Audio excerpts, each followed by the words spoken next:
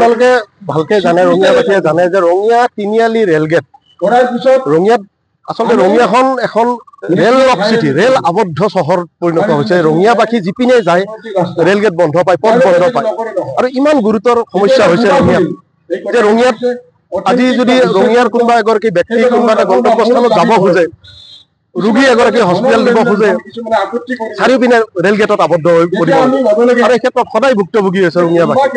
গতিকে আমাৰ ৰঙিয়াত এখন নাগৰিক মঞ্চৰ উদ্যোগত ৰাজহুৱা সভা অনুষ্ঠিত হৈছে, আপোনালোকে দেখিছে। ইয়াৰ বক্তব্যটো এনেকুৱা যে ৰঙিয়া চহৰৰ পৰা যিটো ৰেল লাইন ওলাই গৈছে টুৱাৰ্ডছ মাৰ্কাংচেলেক, এই লাইনটোৱে গোটেই চহৰখনক দুভাগত বিভক্ত কৰি পেলাইছে। আপোনালোকে দেখিছে এই যিখন মূল ৰেলগেট টাউনৰ মাজেৰে, সেই ৰেলগেটখন প্ৰায় বন্ধ হৈ থাকে। গাড়ী ট্ৰেইন যেতিয়া পাছ হ'ব তেতিয়া এইটো হ'বই। তাৰ ফলত কি হৈছে, সিদিনা এগৰাকী গৰ্ভৱতী মহিলাৰো মৃত্যু ঘটিছে। তাৰে কেইমাহমান আগতে আমাৰ মাননীয় ৰাজ্যপালো ইয়াত জামত ফাঁচিব লগা হৈছে।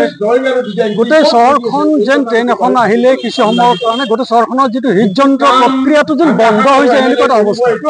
গতিকে আজি আমাৰ ইয়াৰ ৰাইজে আৰু ধৈৰ্যৰ বান্ধ ছিগিছে, কাৰণ দীৰ্ঘদিন ধৰি আমাৰ ৰাইজে এইটো দাবী কৰি আহিছিল। এইটো দাবী কৰিবলৈ কথা নাছিল যে এইটো ভাৰতীয় ৰেল বা অসম চৰকাৰে বিভিন্ন স্থানত যৌথভাৱে তেওঁলোকে য'ত ৰেলগেট থাকে সেই ৰেলগেটৰ ওপৰেদি তেওঁলোকে এটা ৰোড অভাৰব্ৰিজ নিৰ্মাণ কৰে, কিন্তু সেই ৰোড অভাৰব্ৰিজ নিৰ্মাণৰ কোনো প্ৰক্ৰিয়া ৰঙিয়াত আজিলৈ তেওঁলোকে নেদেখুৱালে।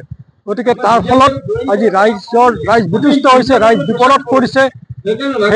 সেই উদ্দেশ্য আগত ৰাখি আজি এই মিটিংখন ইয়াত আহ্বান কৰা হৈছে, যাতে আমাৰ মাননীয় যি বিধায়ক আছে, সাংসদ আছে, তেখেতসকলে যাতে এই বিষয়টোৰ প্ৰতি গুৰুত্ব আৰোপ কৰি অনতি পলমে যাতে ইয়াত এখন ফ্লাইঅভাৰৰ ROB যাতে তেওঁলোকে চেংচন দিয়ে, সেইটোৱে আজি সভাৰ উদ্দেশ্য।